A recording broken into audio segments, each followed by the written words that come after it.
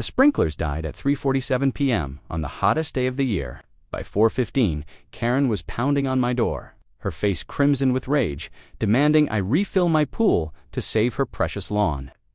What she didn't know was that the city inspector was already parked across the street, watching everything unfold.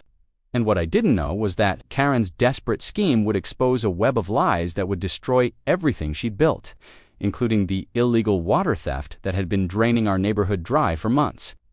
Marcus Rivera had always prided himself on being the kind of neighbor who minded his own business. At 42, the software engineer had weathered enough corporate politics to know that sometimes the best strategy was to keep your head down and let other people's drama wash over you like background noise.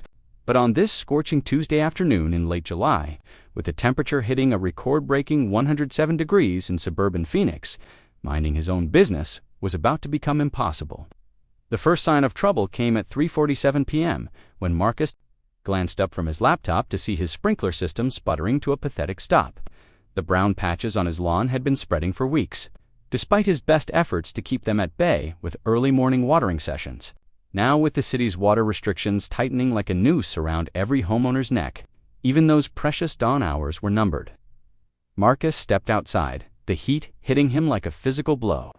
His neighbor's house across the street, a pristine colonial with the kind of emerald lawn that seemed to mock the droughts, stood in stark contrast to the yellowing yards that dotted the rest of Maple Grove Drive. Karen Whitmore's property was an oasis of green in a desert of desperation, and Marcus had always wondered how she managed it. He was still puzzling over his dead sprinklers when the pounding started.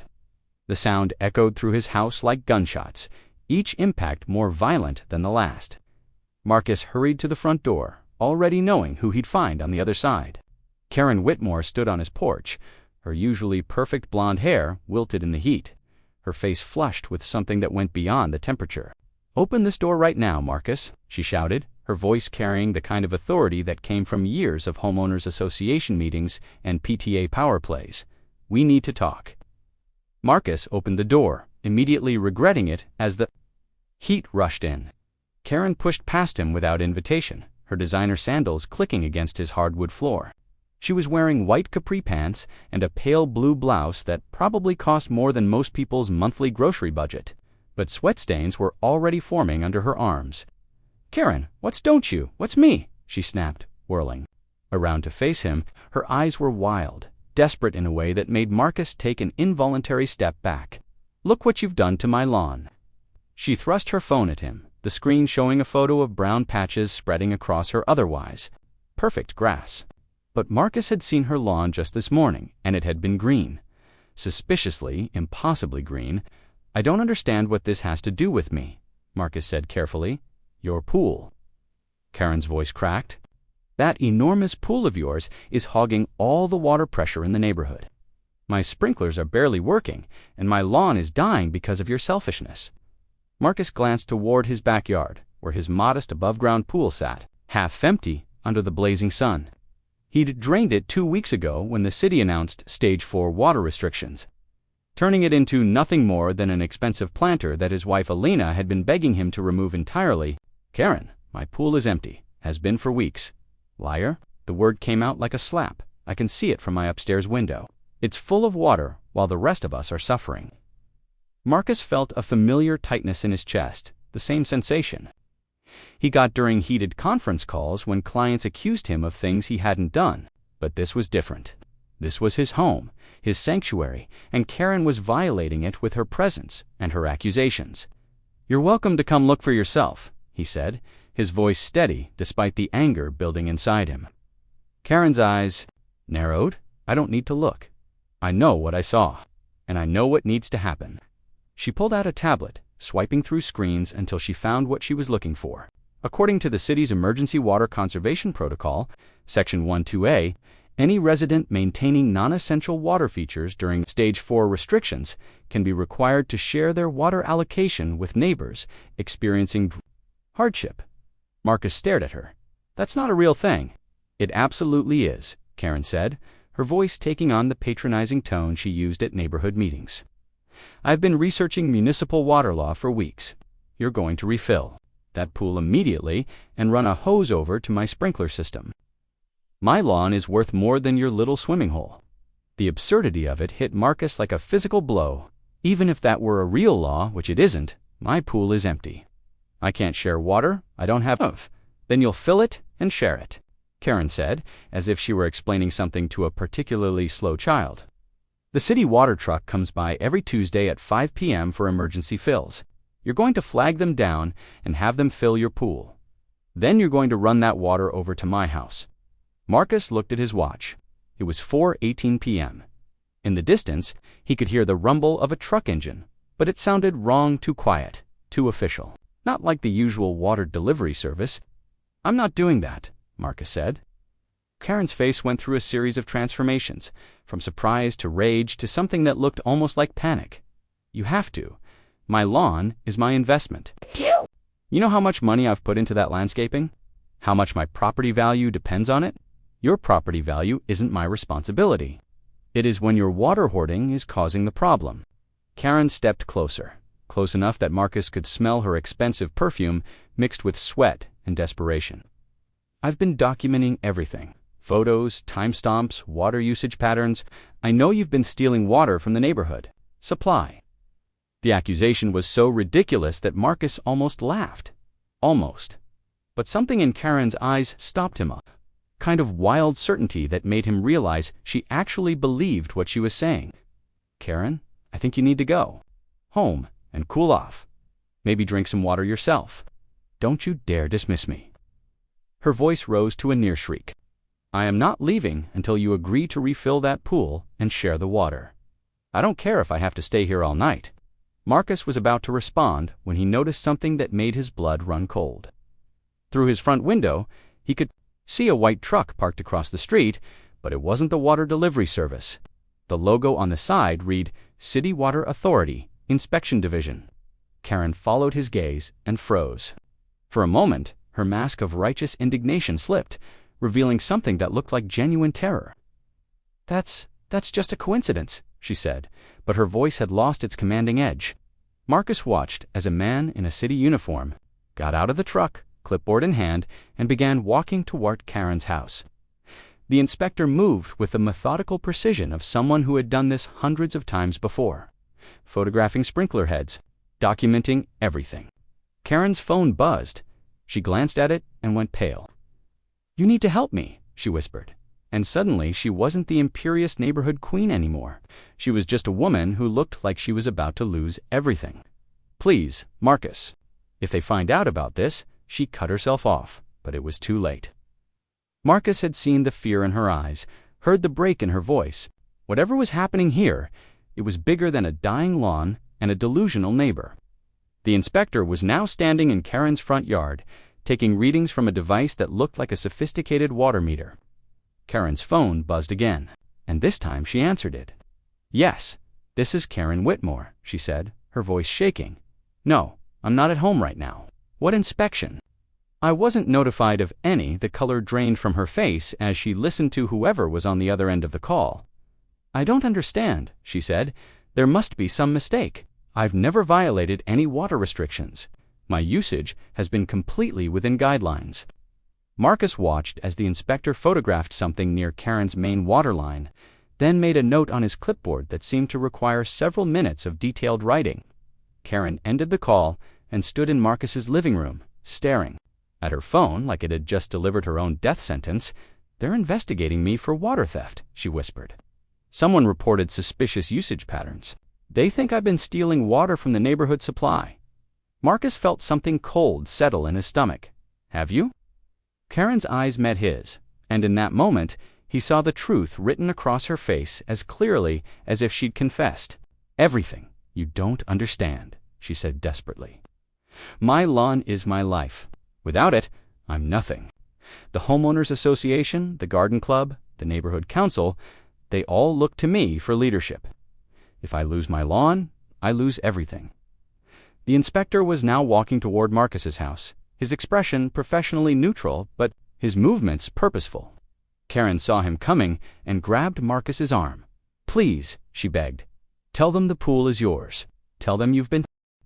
Officer Rodriguez was the kind of man who had seen every water scam imaginable during his 15 years with the City Water Authority. Tall and weathered, with the patient demeanor of someone who dealt with desperate homeowners on a daily basis.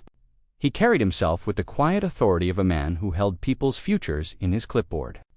"Mrs. Whitmore," he said, his voice professionally courteous as he stepped into Marcus's living room, uninvited. "I've been trying to reach you for the past 3 hours." Karen had backed herself against Marcus's fireplace, her designer clothes, wilted with sweat, her perfectly manicured hands trembling as she clutched her phone. I was running errands. I had no idea you were looking for me, ma'am. According to our records, someone has been accessing the neighborhood's emergency water supply without authorization. The illegal tap we discovered on Maple Grove Drive is registered to your address." The words hung in the air like a death sentence. Marcus felt his mouth go dry as he watched Karen's face cycle through denial, panic, and finally, a desperate kind of calculation. "That's impossible," she said, but her voice lacked conviction. "I would never, Mrs. Whitmore. We have photographic evidence." Rodriguez opened his tablet, showing an image that made Karen visibly flinch. "This is an illegal junction connected to the main water line that runs beneath your front yard.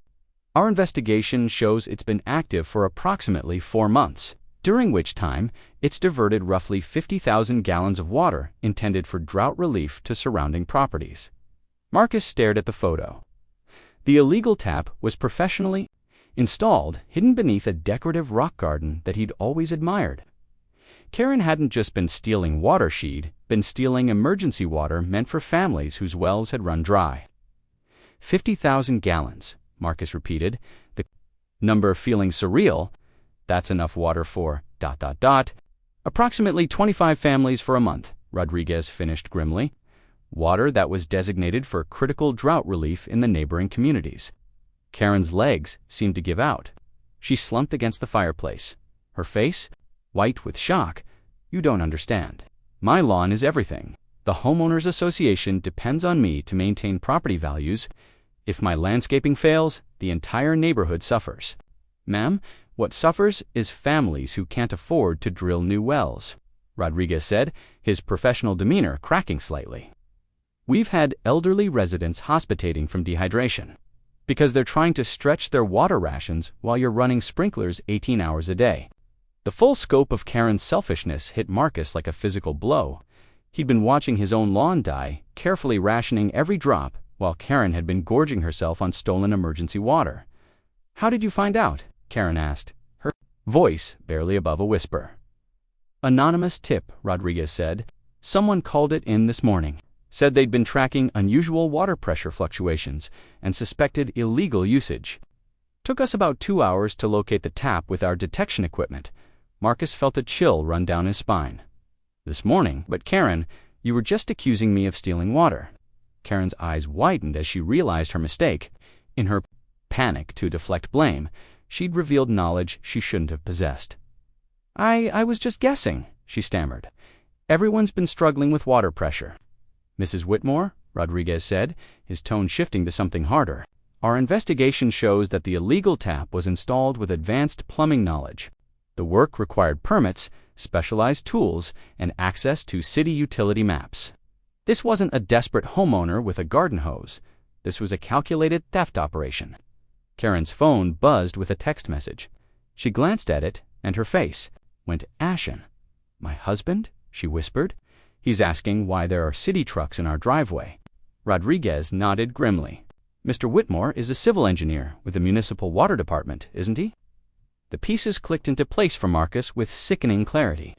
Karen's husband wasn't just complicit, he was probably the mastermind, a city employee with access to water maps, installation expertise, and the knowledge to hide the theft for months. "This is a family operation," Marcus said, the words tasting bitter in his mouth. "It appears so," Rodriguez confirmed. "We've been tracking irregularities in city water reports for months. Someone with inside access has been falsifying usage data and redirecting emergency supplies. The tap at your property is just the tip of the iceberg, Mrs. Whitmore." Karen's phone rang. She stared at the caller ID with the expression of someone watching their own funeral. "That's my husband," she said. "Answer it," Rodriguez instructed, and put it on speaker, with shaking hands. Karen accepted the call. Karen, what the hell is going on?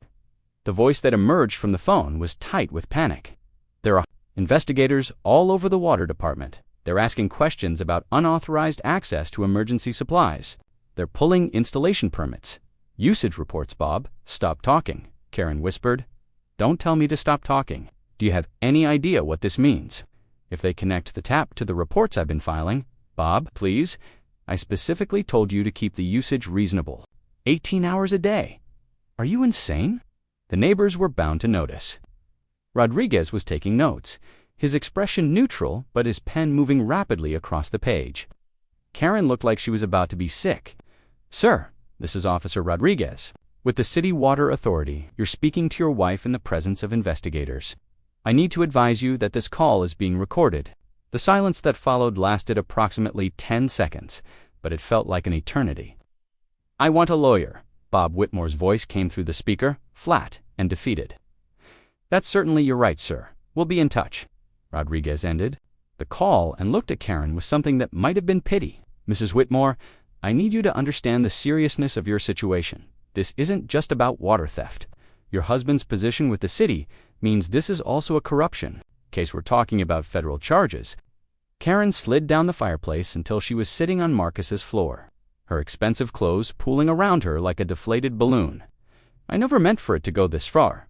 It started with just a little extra water during the spring drought. Bob said he could make some adjustments to the reports just temporarily.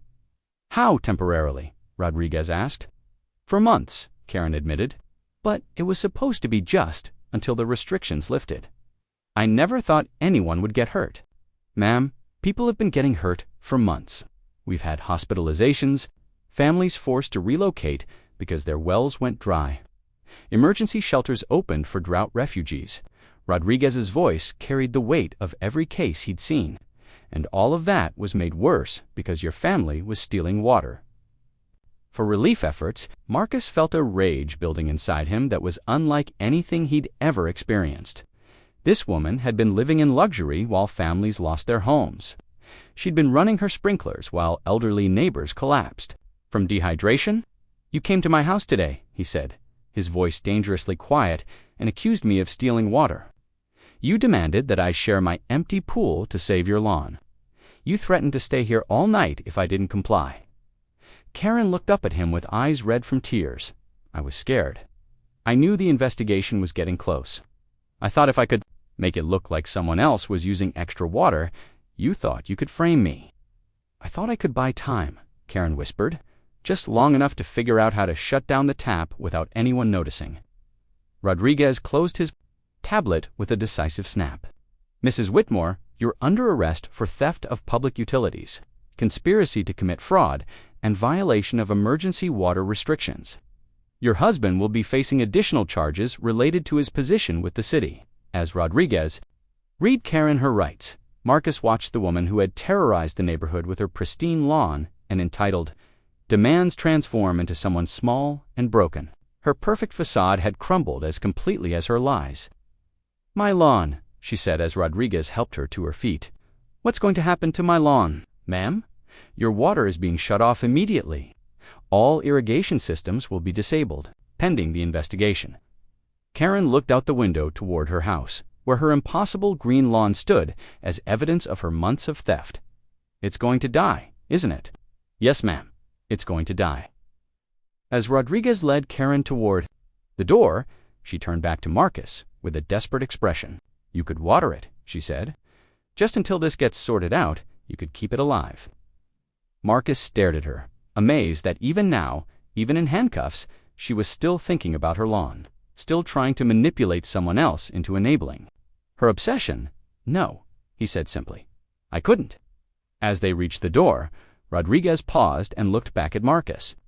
Sir, I want to thank you for your cooperation, and I want you to know that your water conservation efforts haven't gone unnoticed. The city will be recognizing residents who've made genuine sacrifices during this drought. Marcus nodded, watching through his window as Karen was led to the police car. Neighbors were emerging from their houses, drawn by the spectacle of flashing lights and official vehicles.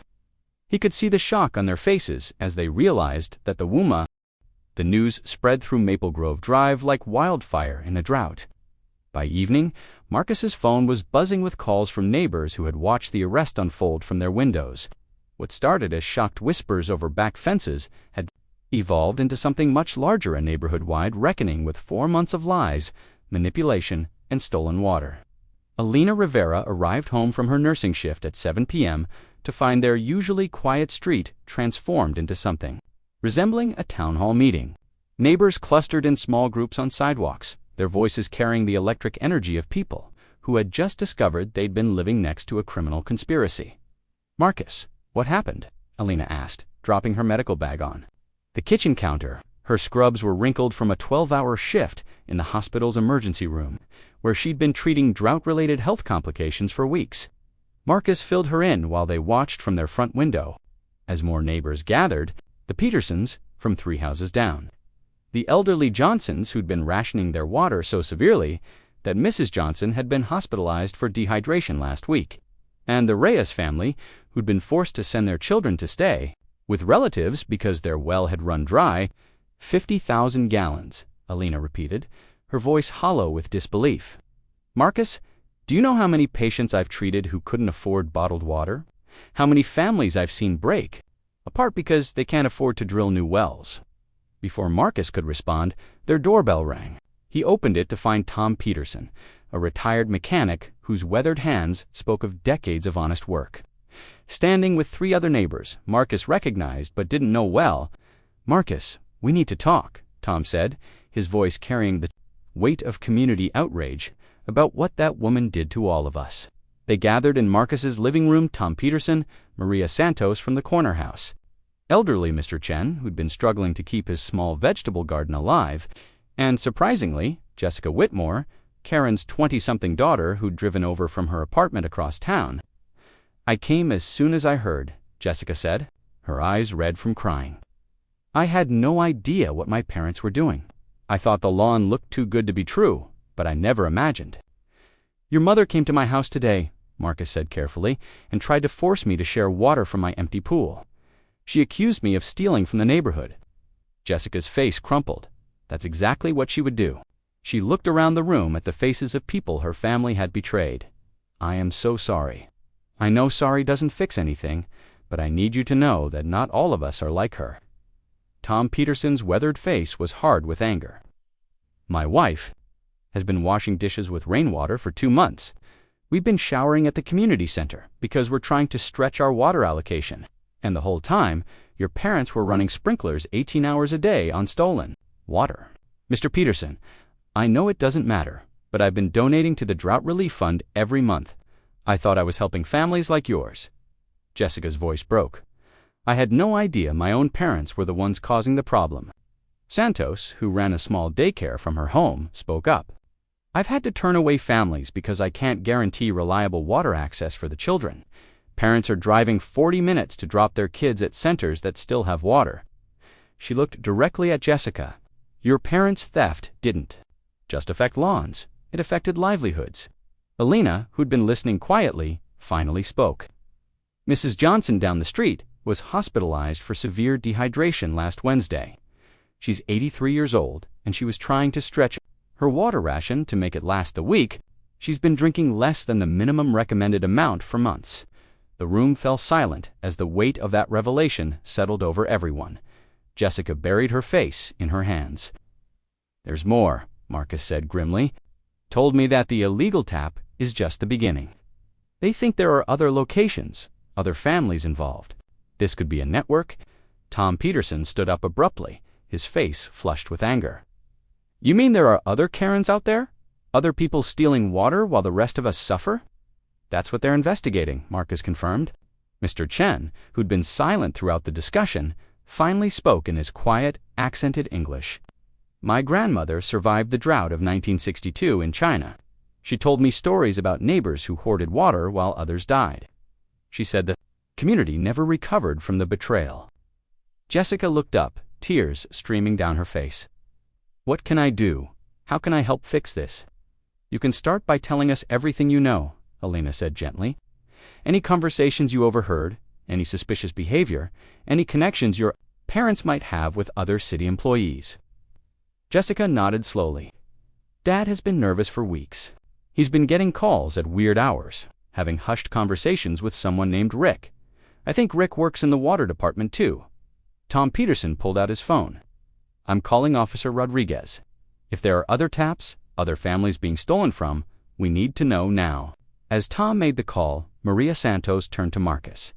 I owe you an apology.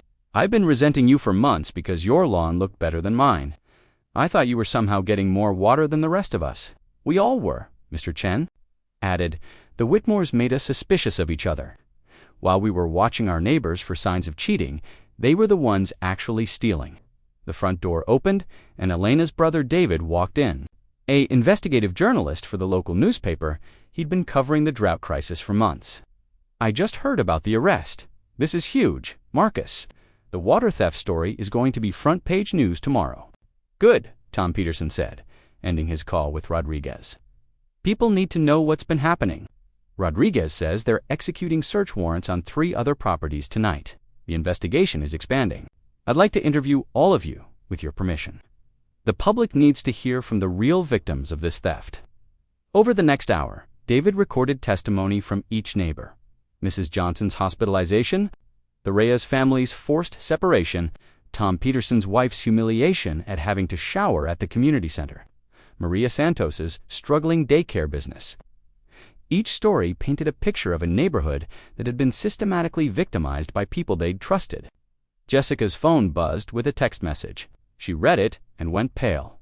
That's my dad. He's been released on bail. He wants to meet with me. Don't go alone, Elena advised. If your parents are desperate enough to frame innocent neighbors, they might try to pressure you to lie for them. I'm not lying for anyone, Jessica said firmly. I've seen what their lies have cost all of you. I'm done enabling them. As the impromptu neighborhood meeting began to wind down, Officer Rodriguez's car pulled up outside. He knocked on the door, looking grim. Folks, I'm sorry to interrupt, but I have some updates on the investigation. He looked around the room, taking in the faces of people who'd been living with the consequences of the Whitmores' theft. We've identified 4 additional illegal taps in the neighborhood. The theft network is larger than we initially suspected. The room erupted in shocked voices. For more families had been stealing from the community supply while their neighbors suffered. Who? Tom Peterson demanded. Rodriguez consulted his notes. I can't name names until arrests are made, but I can tell you that the total theft amount is over 200,000 gallons. Emergency water that was diverted from families throughout the county. 200,000 gallons. 100 families for a month. Marcus felt sick thinking about the scope of the betrayal. There's something else, Rodriguez said. The investigation has revealed that some of the stolen water was being sold to commercial landscaping companies. This wasn't just about pretty lawns, it was about profit. Jessica stood up abruptly. I need to go home. I need to think about what I know, what I might have missed. She looked around the room one more time. That can help. I'll tell the police. These people, she gestured toward her parents' house, they don't represent who I am. As Jessica left, David turned to the remaining neighbors. I want to make sure your stories are told correctly. The public needs to understand that this wasn't just about water, it was about community trust, about taking care of each other during a crisis. Mr. Chen nodded slowly. In my culture, we have a saying, when the well is dry, you know the worth of water. But there's another saying, when neighbors steal from the well, you know the worth of trust. Rodriguez closed his notebook. Folks, I want you to know that the city is taking this seriously. We're not just prosecuting the thieves, we're examining our entire emergency water distribution system to make sure this can't happen again. As the neighbors began to disperse, Marcus looked out at Karen's house. The lawn that had been the source of so much envy and suspicion was already showing signs of stress. Brown patches were appearing at the edges, and the once perfect grass was beginning to wilt. It's going to be completely dead within a week, Elena observed, following his gaze. Good, Tom Peterson said bluntly. The next morning brought chaos that even Marcus couldn't have anticipated. By 6 a.m., news vans lined Maple Grove Drive like vultures circling a carcass. David's front-page story in the Phoenix Herald had exploded into a national scandal, complete. With helicopter footage of Karen's dying lawn and interviews with drought victims from across the county, Marcus discovered the media circus when he stepped outside to retrieve his newspaper and nearly walked into a reporter's microphone. "Sir, can you comment on living next door to the alleged ringleader of the water theft conspiracy?" The reporter, a polished woman in a power suit that looked absurdly formal for the suburban setting, thrust her microphone toward his face. "No comment," Marcus said, retreating toward his house. "Our sources indicate that Mrs. Whitmore attempted to coerce you into participating in the theft. Can you confirm?" Marcus closed the door firmly, but the damage was done. His phone was already ringing with calls from other news outlets, and Alina was standing in the kitchen with her coffee mug suspended halfway to her lips, staring at the television. "Marcus, you need to see this," she said. The morning news was leading with aerial footage of the neighborhood, Karen's house circled in red, with graphics showing the location of all 5 illegal water taps. The anchor's voice carried the breathless urgency of breaking news. What started as a simple water theft case has exploded into a multi-million-dollar conspiracy involving city employees, commercial landscaping companies, and what prosecutors are calling drought profiteering on an unprecedented scale. Marcus's phone buzzed with a text from Officer Rodriguez. "Need to talk. Can you meet at station at 10 a.m.? New developments." At the police station, Rodriguez looked like he hadn't slept. His usually neat uniform was wrinkled, and there were dark circles under his eyes that spoke of a long night processing arrests and evidence. "Mr. Rivera, thank you for coming in. I wanted to update you personally because your case started all of this."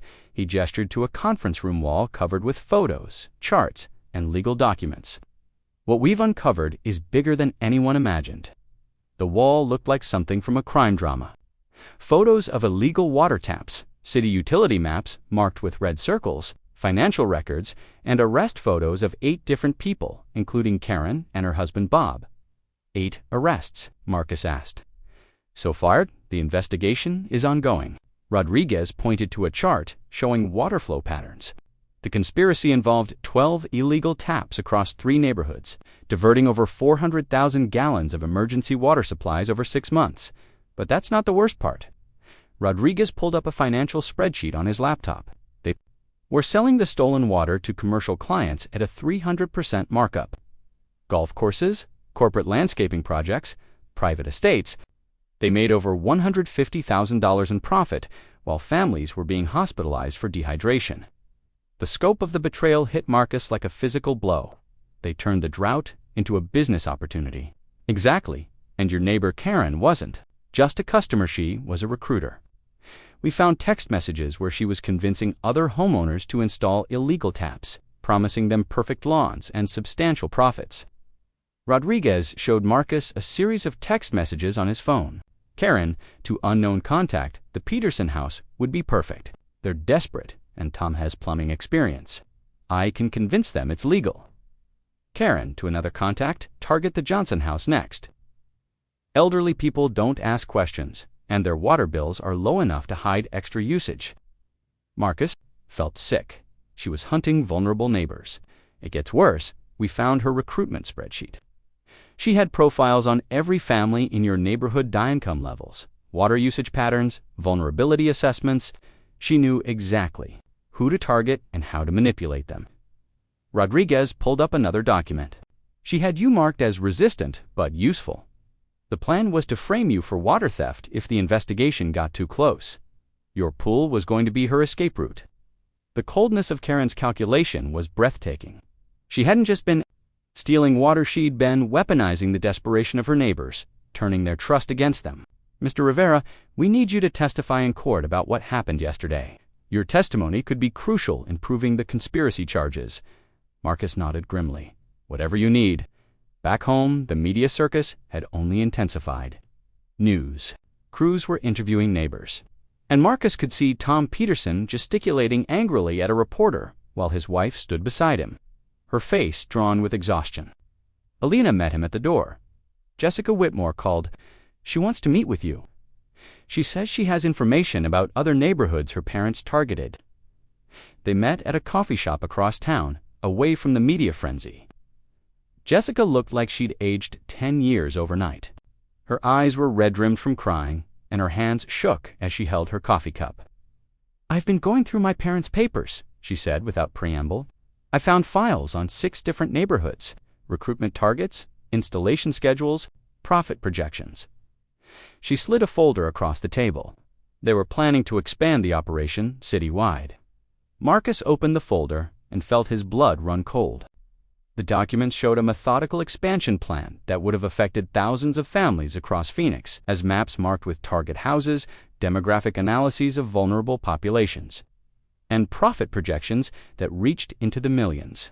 "Jessica, this could save a lot of families from being victimized." "There's more," she said, her voice barely above a whisper.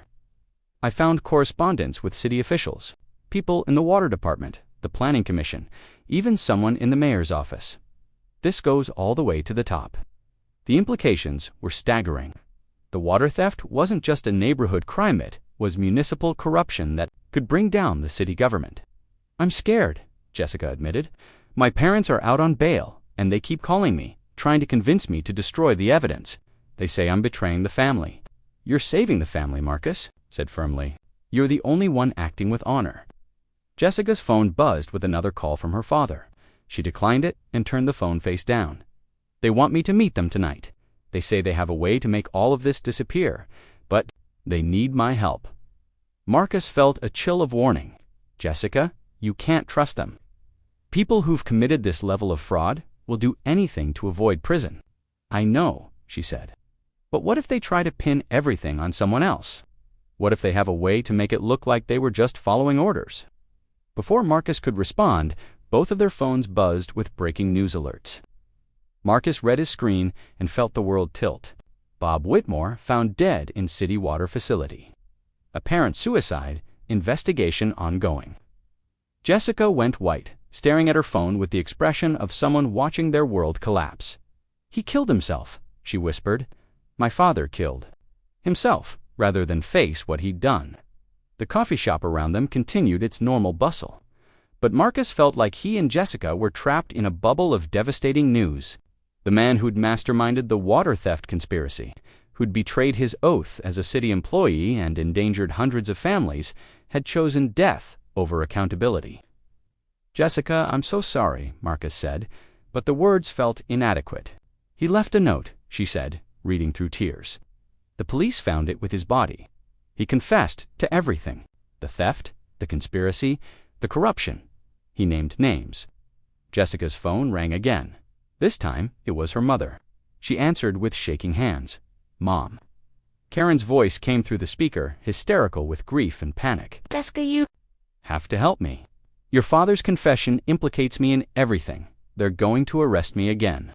I need you to tell them I was just following his orders, that I didn't know what we were doing was wrong. Mom, you tried to recruit neighbors into the conspiracy. You had spreadsheets rating their vulnerability. That was your father's idea. I was just being friendly." Marcus watched Jessica's face harden as she listened to her mother's lies. Even now, even with her husband dead and her crimes exposed, Karen was still trying to manipulate her own daughter. "Mom, I found the files. I know what you did. I know you were planning to expand to other neighborhoods. Jessica, please. I'm your mother. You can't abandon me now. You abandoned our neighborhood months ago when you started stealing from families in crisis," Jessica said, her voice gaining strength. "You abandoned me when you asked me to lie for you." She hung up and looked at Marcus with something that resembled relief mixed with devastating sadness. "It's over," she said. "My father's confession will convict everyone involved. The families who were hurt will get justice. But my family, what's left of it, is destroyed." Marcus reached across the table and took her hand. "Your family was destroyed the moment your parents chose greed over community. What you're doing now, choosing truth over loyalty to criminals, that's how families heal." As they left the coffee shop, Marcus's phone buzzed with a text from Officer Rodriguez. "Bob Whitmore's confession confirms everything. Multiple arrests tonight. Your neighborhood is safe." Justice had come, but it had come with a price that no one could have anticipated. The man who'd engineered the conspiracy was dead. His wife faced decades in prison, and their daughter was left to 3 months later, the Maricopa County Courthouse buzzed with the energy of a case that had captured national attention. The Phoenix water theft conspiracy had become a symbol of everything wrong with drought profiteering, and the trial of Karen Whitmore, now the surviving face of the scandal, drew protesters, supporters, and media from across the country. Marcus sat in the witness box, looking out at a courtroom packed beyond capacity. Karen sat at the defendant's table in an orange jumpsuit, her once perfect appearance transformed by months in county jail. Her blonde hair had grown out to show gray roots, her manicured nails were bitten to the quick, and the confident woman who'd pounded on his door demanding water had been replaced by someone who looked genuinely broken. Mr. Rivera, District Attorney Sarah Chen said, her voice carrying clearly through the packed courtroom. Please tell the jury what happened on July 23rd when the defendant came to your home. Marcus had rehearsed this testimony dozens of times, but speaking the words in front of Karen felt surreal. She demanded that I refill my pool and share the water with her sprinkler system. She said my pool was stealing water pressure from her lawn. And what was the condition of your pool at that time? It had been empty for 2 weeks. I drained it to comply with city water restrictions. Dia Chen moved closer to the jury box. Did Mrs. Whitmore know your pool was empty? She claimed she could see it from her upstairs window, but she insisted it was full of water. When I offered to show her the empty pool, she refused to look. In your opinion, Mr. Rivera, was the defendant genuinely confused about your pool's condition, or was she deliberately lying? Karen's defense attorney objected, but Judge Martinez allowed the question. Marcus looked directly at Karen for the first time since entering the courthouse. She was lying. She knew exactly what she was doing. She was trying to create a false narrative to cover her own crimes. Over the next hour, Dia Chen walked Marcus through every detail of that July afternoon. Karen's desperate demands, her threats to stay all night, her panic when the city inspector arrived, and most damning of all, her final plea for Marcus to maintain her lawn even after her arrest. Even in handcuffs, Marcus testified, her only concern was keeping her lawn alive. During cross-examination, Karen's defense attorney, a sharp-dressed man named Douglas Kempt, tried to paint Karen as a victim of her husband's manipulation. Mr. Rivera, you testified that Mrs. Whitmore seemed desperate that day. Would you say she appeared to be under someone else's control? Marcus considered the question carefully. She appeared desperate to maintain her deception, but her actions were calculated, not coerced. She had detailed knowledge of fake city ordinances, she'd researched property values, and she had specific plans for how I should help her. That's not the behavior of someone being controlled. That's the behavior of someone actively participating in a conspiracy. Kemp pressed harder. But isn't it possible that a frightened wife might go to great lengths to protect her family, even if she didn't fully understand the criminal nature of her husband's activities? Mr. Kemp, Marcus said, his voice growing stronger, I've seen the evidence. Your client had spreadsheets rating her neighbor's vulnerability to manipulation. She was actively recruiting other families into the conspiracy. She wasn't protecting her family, she was expanding a criminal enterprise. After Marcus's testimony, the prosecution called a parade of victims whose stories painted a devastating picture of the conspiracy's impact. Mrs. Johnson, now recovered from her hospitalization, testified about drinking her own bathwater too. Stretch her rations. The Reyes family described the heartbreak of sending their children away because they couldn't guarantee access to clean water. Tom Peterson's wife broke down, describing the humiliation of showering at the community center, while Karen watered her lawn 18 hours a day. But it was Jessica Whitmore's testimony that proved most damaging to her mother's case. My mother called me the night after my father's death, Jessica said, her voice steady despite the tears streaming down her face. She asked me to lie to prosecutors. She wanted me to say that she'd been an unwilling participant, that my father had coerced her into everything. Dia Chen handed Jessica a transcript. What did you tell your mother? I told her I wouldn't lie for her, that she'd had choices at every step, and she'd chosen greed over community. I told her that the families she'd hurt deserved justice more than she deserved protection. And how did she respond? Jessica's voice broke. She said, I was betraying the family, she said. I was choosing strangers over my own mother. I told her that she'd already betrayed the family when she decided to steal from our neighbors. I told her that choosing the truth wasn't betrayal, it was the only way to honor what family should mean. Karen's defense crumbled further when DHN presented Bob Whitmore's suicide note in its entirety. The letter, read aloud in court, detailed every aspect of the conspiracy and explicitly cleared Karen of any claim to victimhood. Karen was not my unwilling accomplice, the letter stated. She was my partner in every sense. The recruitment strategy was her idea. The vulnerability assessments were her creation. She saw the drought as an opportunity for profit and social advancement. If anything, she was more ruthless than I was because she enjoyed the manipulation. The letter went on to describe Karen's plans for expansion. Karen wanted to franchise the operation. She'd identified 12 neighborhoods for Phase 2 and had already begun cultivating relationships with potential recruits. She called it drought arbitrage, profiting from desperation. As the prosecution rested its case, the weight of evidence seemed overwhelming. Financial records showing Karen's personal profits of over $30,000. Text messages revealing her recruitment strategies. Surveillance footage of her making sales calls to landscaping companies, and most damning of all, her own recorded words.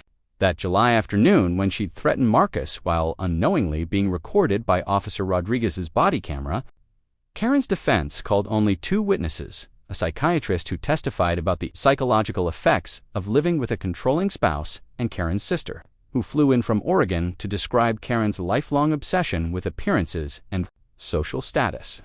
Karen's entire identity was wrapped up in being the perfect homeowner, her sister testified. When the drought threatened her lawn, it threatened who she was as a person. I think she genuinely believed that maintaining her lawn was more important than anything else. But even this character testimony backfired when Da-chun cross-examined.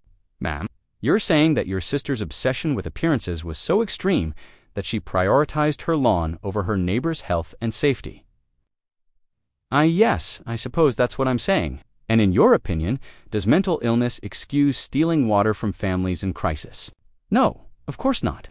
Does social pressure excuse conspiracy to commit fraud? No. Does a desire to maintain appearances excuse putting elderly neighbors in the hospital? Karen's sister looked at her with something resembling horror. No, nothing excuses that. When Karen herself took the stand in her own defense, the courtroom fell silent. This was the moment everyone had been waiting for, the chance to hear directly from the woman who'd become the symbol of drought profiteering. Karen's voice was barely above a whisper as she was sworn in. Her attorney guided her through a carefully rehearsed account of her marriage, portraying her as a woman gradually drawn into her husband's criminal schemes. I loved my lawn, she admitted. It was my pride and joy. When Bob said he could help me keep it alive during the drought, I didn't ask too many questions. Mrs. Whitmore, her attorney, said gently, "When did you first realize that what you were doing was illegal?" I think I always knew something was wrong, but Bob assured me it was temporary, that we were just borrowing water that would otherwise go to waste. And when Mr. Rivera confronted you about water theft, how did you feel? Terrified, Karen said, finally looking up at the jury. I knew the investigation was closing in. I thought if I could make it look like someone else was using extra water, maybe we could buy time to shut everything down without anyone getting hurt. Da-chun's cross-examination was surgical in its precision. Mrs. Whitmore, you testified that you thought you were just borrowing water. Is that what you told Mrs. Johnson when you recruited her into the conspiracy? I didn't recruit anyone. DHN displayed a text message on the courtroom screens. Karen to Mrs. Johnson. Can help you get extra water for your garden. My husband knows people at the city. It's completely legal. Just a special program for seniors. Mrs. Whitmore, is that your phone number? Yes, but is that a text message you sent to Mrs. Johnson? Yes, but I was trying to help her. By lying to her about the legality of water theft? I thought, Mrs. Whitmore, when you told Mrs. Johnson this was a special program for seniors, were you telling the truth? Karen's voice was barely audible. No, when you told her it was completely legal, were you telling the truth? No, Mrs. Whitmore. How many elderly residents did you target with similar lies? Karen broke down completely, her carefully maintained composure finally cracking. I don't know. I don't remember. I was scared, and I wasn't thinking clearly. Mrs. Whitmore, were you scared? 1 year later, Marcus stood in his backyard on a crisp October morning, watching Elena plant native desert willow trees where their old above-ground pool used to sit. The monsoon rains had finally returned to Phoenix, and for the first time, In 3 years, the city had lifted all water restrictions. But the scars of the drought and the lessons learned from Karen's betrayal had permanently changed how the neighborhood thought about water, community, and trust. "The roots will go deep," Alina said, patting soil around the base of a young tree. "These trees can survive anything Arizona throws at them." Marcus smiled at the metaphor. The neighborhood had grown deeper roots too, forged in the crucible of crisis and betrayal. The monthly community meetings that had started during the trial now continued as a tradition, with neighbors sharing resources, coordinating conservation efforts, and most importantly, looking out for each other. The Whitmore house had been transformed beyond recognition.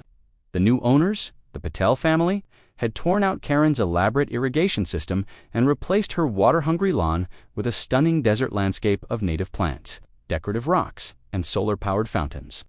That recycled rainwater, where Karen's grass had once stood as a monument to excess, now grew a garden that celebrated the natural beauty of the desert.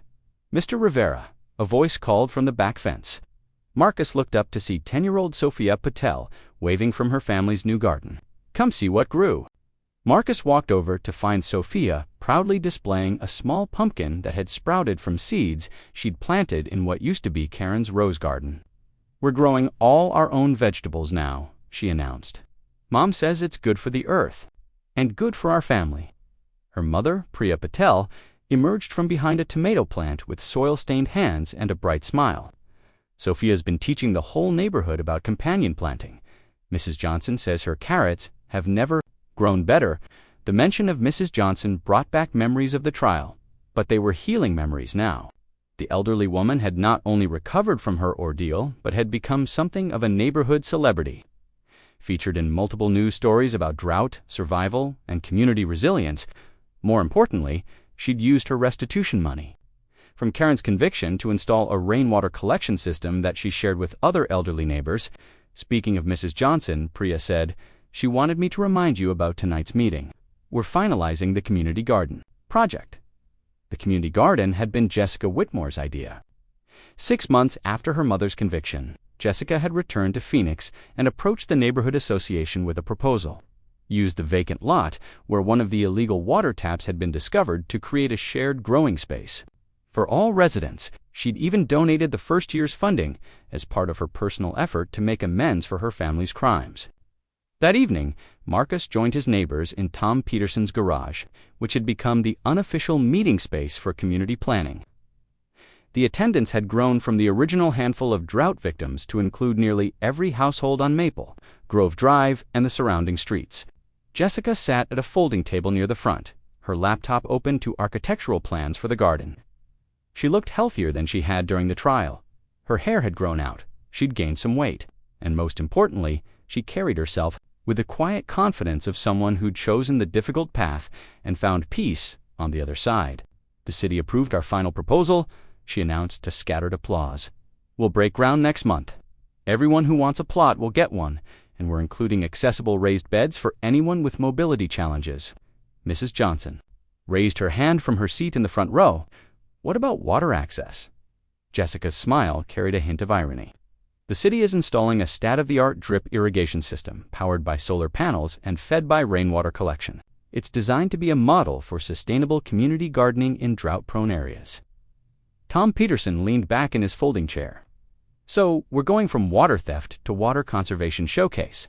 There's some poetry in that. There's justice in that," corrected Maria Santos. "The community that was hurt by water crimes becomes the community that leads water conservation." As the meeting progressed, Marcus found himself thinking about the journey they'd all taken. The woman who'd once pounded on his door demanding water was now serving 15 years in federal prison. Her husband was dead. Their house had been sold to pay restitution. But from the ashes of their betrayal, something beautiful was growing. After the meeting, Marcus walked home with Alina and the Chuns, an elderly couple who'd moved to the neighborhood 6 months earlier. "We lived through the Cultural Revolution in China," Mr. Chen had told Marcus when they first met. "We know what it means when neighbors turn against each other, but we also know what it means when a community chooses to heal together." As they reached Marcus's house, Elena's phone buzzed with a news alert. "Look at this," she said, showing them the screen. Karen Whitmore was denied parole. She served her full sentence. Marcus felt a complex mix of emotions. Justice had been served, but it was still a human life destroyed by greed and poor choices. "I hope she's getting the help she needs," he said. "More importantly," Alina replied, "I hope the families she hurt continue to heal." The next morning brought unexpected visitors. Officer Rodriguez, now promoted to Director of Water Crime Investigations, arrived with a film crew from a national documentary about the case. "Mr. Rivera, we wanted to ask if you'd be willing to share your story," the director, a thoughtful woman named Dr. Sarah Kim, explained. "We're creating an educational film about how communities can protect themselves from resource fraud during climate emergencies," Marcus agreed. And over the next hour, he found himself recounting not just the events of that July afternoon, but the entire journey of community healing that had followed. "What do you think is the most important lesson from what happened here?" Dr. Kim asked as the interview wound down. Marcus considered the question carefully. "I think the lesson is that crisis reveals character, but it doesn't determine it. Karen and her husband chose greed when their community needed solidarity. But the rest of us chose healing when we could have chosen revenge. We chose trust when we could have chosen suspicion. And what about forgiveness? Have you forgiven Karen for what she did?" Marcus looked out at his neighborhood, where the Patel children were playing in their desert garden, where Mrs. Johnson was tending her rainwater collection system. "I've forgiven her for the sake of this community," he said. "Not because she deserves it, but because we deserve to move forward without carrying the weight of her choices." That afternoon, Marcus received a call that surprised him. It was from the Phoenix Water Authority, offering him a position as a community liaison for drought prevention programs. "Your neighborhood has become a model for crisis response and recovery," the hiring manager explained. "We'd like you to help other communities develop the same resilience." As Marcus considered the offer, he realized that Karen's crime had inadvertently given him a purpose he'd never expected. The woman who'd tried to destroy his community had actually helped him discover his calling as a community builder. That evening, as Marcus and Alina sat on their back porch watching the sunset paint the desert sky in brilliant oranges and purples, a delivery truck pulled up to the Patel house. Sophia ran out to greet the driver, who handed her a package that made her squeal with delight. "What's that about?" Alina wondered. Sophia ran over to their fence, holding up a small cactus in a decorative pot. "It's from Mrs. Jessica. She sends us a new dessert plant every month to celebrate how our garden is growing." Marcus smiled, thinking about Jessica's journey from the daughter of criminals to a catalyst for community healing. Her monthly gifts weren't just plants, they were symbols of growth, resilience, and the possibility of redemption through service. To others, as the stars began to appear in the desert sky, Marcus's phone chimed with a text message from Jessica herself. "Saw the news about the documentary. Thank you for telling the story with kindness. The community garden is my mother's real legacy, not her crimes, but the healing that grew from the ashes of what she destroyed. See you at the groundbreaking next week." Marcus showed the message to Alina, who smiled through tears. "That's a young woman who understands the difference between guilt and responsibility, and the difference between what her mother chose and what she's choosing," Marcus added. A year ago, Marcus had been a man who minded his own business, content to live quietly while the world happened around him. Karen's assault on his door had forced him to become something he'd never planned to be: a community leader, a voice for justice, and ultimately, a catalyst for healing. The drought had ended, both the literal one and the metaphorical one that had dried up trust between neighbors. In its place, something new was growing. Not the artificial perfection of Karen's stolen water lawn, but the authentic beauty of a community that had chosen to turn betrayal into bonding, crisis into cooperation, and loss into growth. As Marcus and Alina H.